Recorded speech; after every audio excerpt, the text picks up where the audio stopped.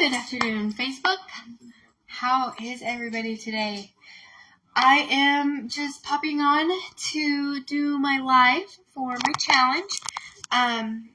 My husband surprised me today, and we are going on. We're going to a retreat at Warm Springs Inn with Alethea Riding Center. So we get to ride horses and do something at Warm Springs Inn.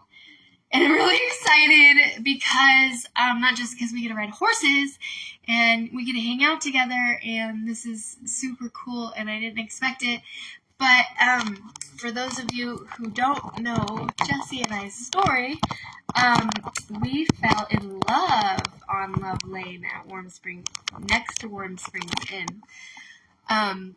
So I'll just tell that story of how Jesse and I met for my life today. So I was actually married at the time, and not something I'm super proud of, but I was actually married at the time. I got married when I was 20 years old. Yeah, I was 20 years old when I got married to my first husband, Tom Bennett. Some of you might remember him or know him. If you live in Douglas, Wyoming, you probably know him.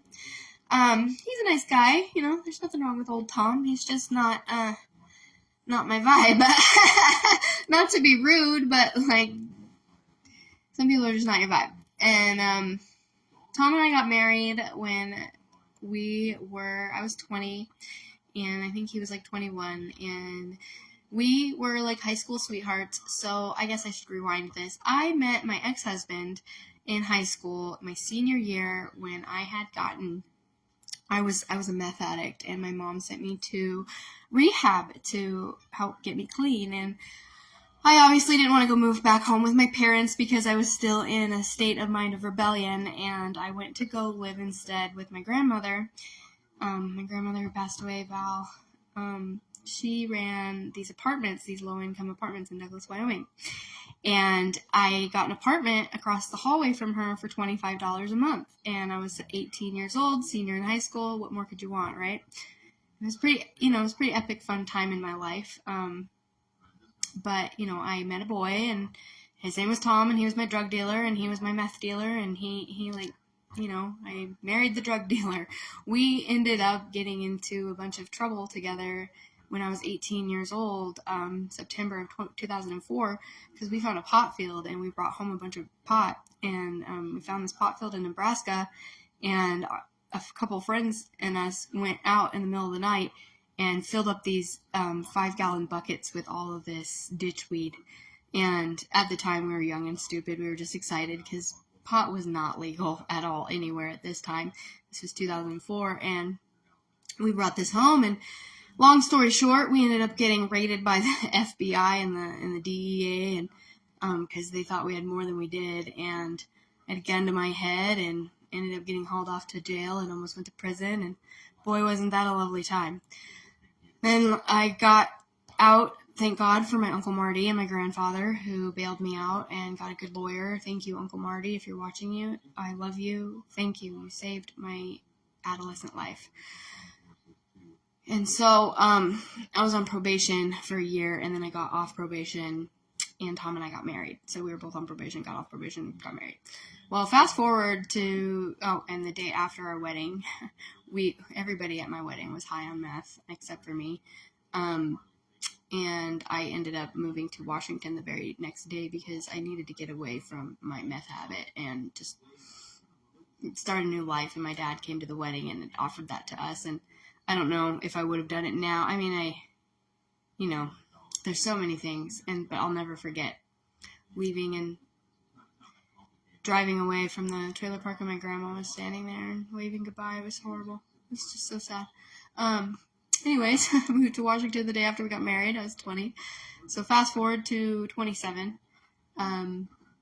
Jesse, my current husband, my love, the love of my life, he and I met on Facebook. I was married, not my finest moment. And Tom and I were struggling, and I was changing, and I just couldn't deal anymore with everything that was going on in my life. And, he was smoking pot every day and drinking and eating pizza, and I'm all over here trying to be a health coach and working naturopathic medicine, and they're making fun of me planting GMO corn in my garden and all these things. I'm living with him and his brother and my brother, and it was just like not optimal. I need a haircut. It was just like not optimal. And I don't know. I was just in the time of my life where I wanted something new, and I met Jesse online. I wasn't going to add him, but I decided to because he was intriguing, and his name was Jesse Sharktooth Watson. And he kept talking to me. I'm like, leave me alone. I'm married, But we just kept talking, and one day I decided to go meet him and pulled up to the little Pretzel House Bakery in Leavenworth, and there he was. Oh, beautiful Jesse. And I thought to myself, oh my gosh, shit, I'm in trouble.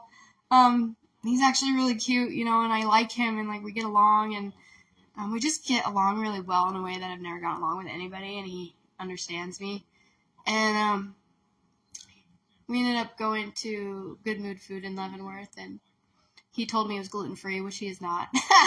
He told me he liked to eat healthy, which he does not, but now he does. But he, kind of played me on that one a little bit. It's funny. But I ended up breaking my ex-husband's heart, like 2 weeks into it. Jesse and I are, hanging out. We didn't do anything, but we were hanging out all the time and talking all the time. I finally came home, sat down, and told my ex-husband I was in love with someone else, and boy, wasn't that a time. His brother put a gun to my head, and all this crazy shit. And poor Tom, dude, I broke his heart, and I'm not proud of myself for that at all, because he was a good guy. And, yeah, I broke someone's heart, and I'm not proud of that, but, whatever. Here I am. Here I am, with my husband now, and Jesse and I have been together for 10 years now, but the Love Lane story. So I was looking for a place to live, and I needed to get out of where I was at, and Tom and I were broke up by this time, and he was moving back to Wyoming, and I found this thing on Craigslist for a rental, and I called the number, and she goes, well, I didn't put anything on Craigslist, but you can come look at my rental. I have something. Come on down. It's on Love Lane. And when I lived in Wyoming, I got in a fortune cookie that said, hidden in a valley beside an open stream, this is the place you'll find your dream. I still have that fortune. I'll find it someday, and I'll show it to you guys. Take a picture. Well, I drive down Love Lane next to Warm Springs Inn, for those of you who know Wenatchee, and there's this little tiny orchard house in the middle of an orchard next to the river, hidden in a valley beside an open stream on Love Lane. I show her the ad, and she goes, this isn't my number. You called the wrong number. And it was funny because the house that was originally listed was on Douglas Street, and I had moved, 10 years before that, 7 years before that, from Douglas, Wyoming to Wenatchee. Well, I had called the wrong number for Love Lane, and so I ended up moving into this house on Love Lane next to Warm Springs Inn, and it was my house, but Jesse never left. And that's where we fell in love. And so this weekend we get to go rekindle our love and be at Warm Springs Inn. We always creeped on Warm Springs Inn because we lived right next to it, and we always wanted to go over there and never got to. So we get to go, and I'm so excited. And the cool thing is this was free, for veterans. So thank you, Alethea. You guys are awesome. So that's what I'm doing today. I'm super excited. That's how Jesse and I met. Kind of a quick whirlwind version of it. I have to get going and go to the gym and get my stuff done. But I just wanted to pop on and share something today. So that was my story of Jesse and I meeting, and it's kind of like this bittersweet. My whole life is bittersweet. Everything about everything is bittersweet. It's so good, but it's also so terrible in so many ways. That's my entire life. Everything is so good, but it's also sometimes super awful. And so it's just bittersweet. But our love story is really cool, just because even though it was at the expense of someone else's heart, and I'll never forgive myself for that.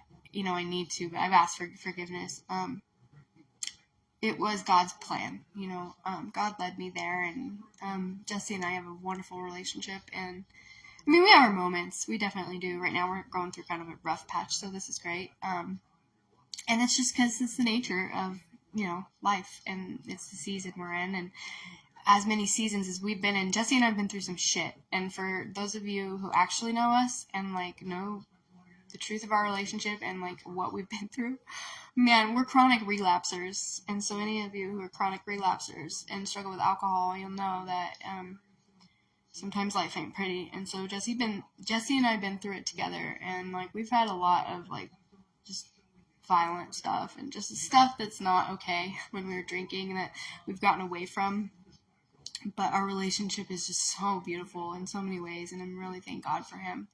And even though we're struggling, and he's struggling trying to find his way in this life because he's a little younger than me, he's got PTSD, and he's very cerebral and wants to share his gifts with the world, but he's a big guy, so he's like stuck in construction and he hates it, but he's doing what he can for our family. And so I'm trying to build this business, Morning Moon, so that we're both using our gifts, and he uses his natural writing talent and his natural art talent, and I'm doing the same, so that he can do something different besides construction. But unfortunately right now, that's what he's stuck with currently, so it is what it is. So yeah, I'm glad that you guys could hang out with me and chat with me today, and I hope that you all have a wonderful weekend. I will pop on. Maybe I'll do a live while I'm out there at Warm Springs so you guys can see it. It's so cute. It's such a beautiful place. I feel so blessed. I can't believe this is happening. I'm like so excited. So it's gonna be exciting. I'll probably see some of you there, since you guys some of you also are volunteers and veterans at Alethea, so I hope to see you. All right, I guess you guys have a wonderful day, and Beetle and I will see you next time. Oh, he's so cute. Isn't my dog the cutest? He's so cute. Oh dear, look at his little feet. Oh, Papa's home. Okay, bye.